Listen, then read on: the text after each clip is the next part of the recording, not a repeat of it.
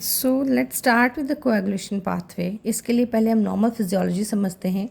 ये normal healthy vessel है with healthy endothelium, और हेल्दी एंडोथीलियम और ब्लड जो है बहुत अच्छे से फ्लो कर रहा है विदाउट एनी हिंड्रेंस।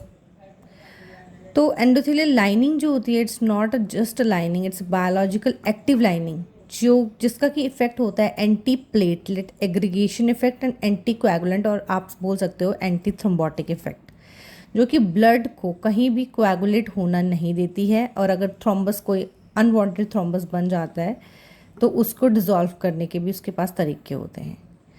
तो ये एंडोथेलियल सेल्स हैं, these are very very important. तो ये क्या क्या रिलीज़ करते हैं, let's see. Nitric oxide, prostacyclin, ADP diphosphatase, heparin sulphate, thrombomodulin and tissue plasmin activator. तो ये पहले तीन की बात करते हैं, nitric oxide, prostacyclin, ADP diphosphatase. इनका एंटी प्लेटलेट इफेक्ट होता है। हेपारिन सल्फेट, वह हेपारिन सल्फेट, जैसे कि आप मान लीजिए ये हेपारिन सल्फेट है, ये है आप, तो आपके लिवर से जो होते हैं एंटी कोएगुलेंट सिक्रीट होते हैं ताकि यहाँ पे कोई कोएगुलेशन ना हो। तो एंटी कोएगुलेंट 3 यहाँ हेपारिन सल्फेट के साथ बाइंड करता है, एंड ये बाइंडिंग जो है, जो अगर कोई फैक्टर, कोएगुलेंट फैक्टर एक्टिवेट भी है, उसको इनिबिट करता है। That is, it inhibits the activated factor 10A, activated factor 9A, and it inhibits thrombin. Similarly, थ्रोम्बोमॉड्यूलिन जो है वो भी थ्रोम्बिन को डिज़ोल्व, थ्रोम्बिन को इनहिबिट करता है। कैसे, let's see. This is a thrombin, thrombomodulin, और this is thrombin, it attach with the thrombomodulin, thrombin will attach with the thrombomodulin. ये बाइंडिंग जो है प्रोटीन सी को एक्टिवेट करेगी, और प्रोटीन सी इनहिबिट करता है activated coagulant factor, factor 5 and factor 8। These are activated factors. तो हमने अभी देखा कि हेपरन सल्फेट एंड थ्रोम्बोमॉड्यूलिन ने जो है एंटी कोएगुलेंट इफेक्ट अपना दिखाया, जो कि एक्टिवेटेड कोएगुलेंट फैक्टर से उनको इनहिबिट करा। इन केस अगर फिब्रिन बन जाता है कहीं भी, फिब्रिन दैट इज थ्रोम्बस बन जाता है, फॉर्मेशन हो जाता है, तो we have a tissue plasminogen activator. ये प्लाज्मिन जो है फिब्रिन से बाइंड करते हैं और उसका ब्रेकडाउन कराते हैं, और जिससे कि प्रोडक्ट बनता है FDP, fibrin degradation product, FDP. तो इस तरीके से नॉर्मल फिजियोलॉजी में ये nitric oxide, prostacyclin, ADP diphosphatase, heparan sulphate, thrombomodulin and tissue plasmin activator, ये सारे मिलके anti platelet effect and anti coagulant, that is anti thrombotic effect दिखाते हैं, ताकि ब्लड जो है आराम से फ्लो करे और कहीं भी थ्रोम्बस ना बने और कहीं पे भी कोई स्टिकी कंडीशन ना आए। बट नाउ अब देखते हैं क्या होता है जब ब्लड वेसल इंजर हो जाती है। Here we can see this blood vessel is injured, so there is no endothelial cells here. यहाँ पे endothelial cells हैं, यहाँ पे endothelial cells हैं, बट यहाँ पे कोई endothelial cells नहीं है।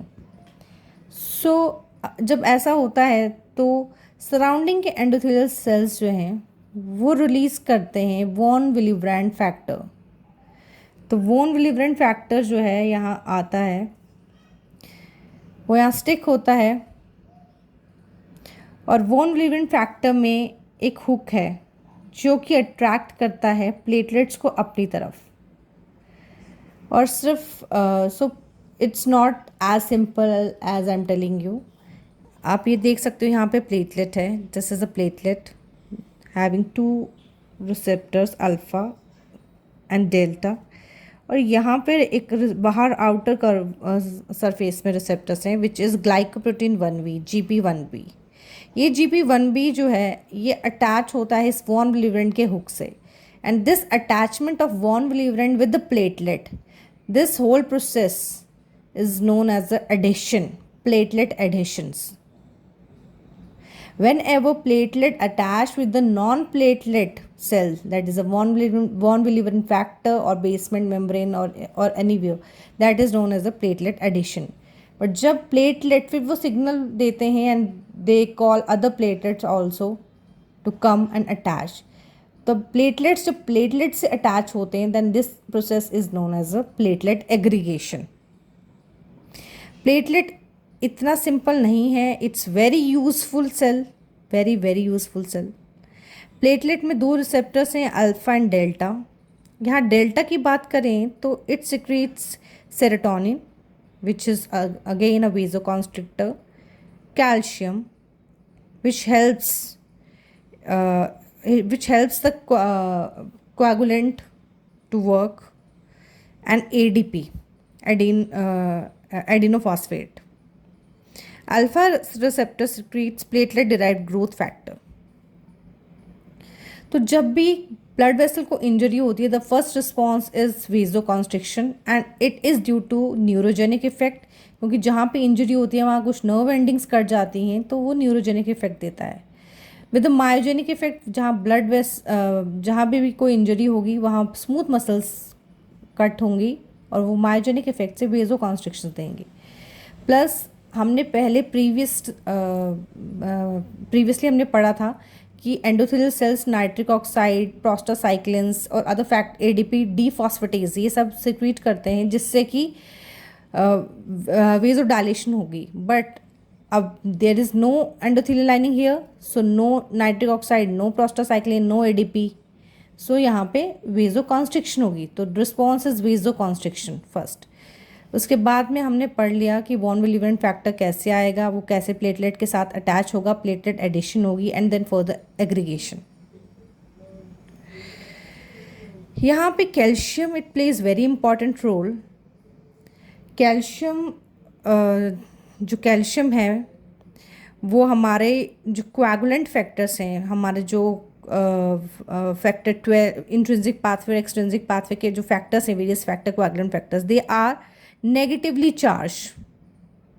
Those coagulant are negatively charged and calcium is positively charged. तो phospholipid that is अगर ये मान लीजिए ये प्लेटलेट है, प्लेटलेट की सरफेस है, यहाँ पे फॉस्फोलिपिड्स है प्लेटलेट की सरफेस में, फॉस्फोलिपिड्स. यहाँ दो कोएगुलेशन फैक्टर्स आए, one coagulation factor, this one is also coagulation factor, but this is also negative, this is also negative, they will repel each other. तो यहाँ पे कैल्शियम प्लेज इम्पॉर्टेंट रोल, वो इन दोनों में बाइंडिंग कराता है, उनको स्टेबल बनाता है. अदरवाइज ये ब्लड में यूं ही ट्रैवल करते रहेंगे और ये हमारे किसी काम, ये कोएगुलेंट फैक्टर्स किसी काम नहीं आने वाले हैं. तो कैल्शियम प्लेज इम्पॉर्टेंट रोल, ये इन दोनों इन वेरियस कोएगुलेंट फैक्टर्स को साथ में लाता है ताकि वो साथ में काम कर सकें. वैसे ही एडिनोसिन डीफॉस्फेटेज ये प्लेटलेट एग्रीगेशन का काम करता है. जैसे हमने पहले पढ़ा था एडिनोसाइन डीफॉस्फेटेज रिडक्टेज, जो कि प्लेटलेट इस एंजाइम को इनहिबिट करके प्लेटलेट एग्रीगेशन को रोकता था, जो कि काम था नॉर्मल एंडोथेलियल लाइनिंग का.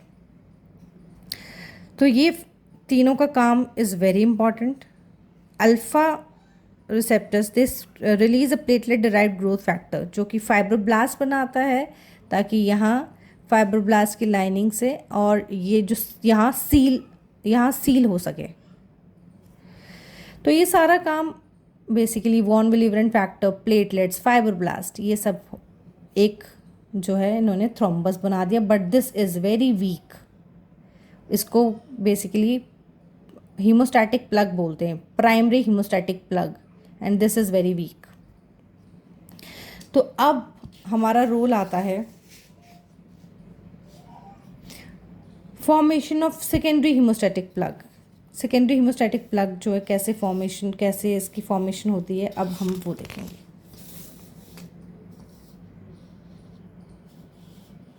प्राइमरी हीमोस्टैटिक प्लग हमने देख लिया था, this is secondary haemostatic plug. Liver में कोएगुलेंट्स हैं, कभी भी कोई इंजरी होगी वो कोएगुलेंट जो है उसी जगह में आके एक्टिवेट हो जाएंगे. तो पहले जो है फैक्टर 12 इनएक्टिव 12 जो है इस इंजरी से, जो कि लिवर से रिलीज़ हुआ, इस इंजरी से एक्टिवेट हुआ। इस एक्टिवेटेड फैक्टर 12 ने एक्टिवेट किया फैक्टर 11 को। This is activated factor 11।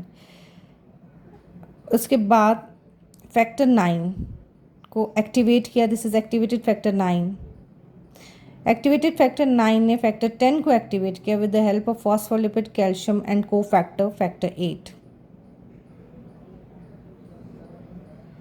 And then activated factor 10 ने प्रोथ्रोम्बिन से थ्रोम्बिन बनाया with the help of phospholipid, calcium and cofactor 5, and prothrombin से बना थ्रोम्बिन।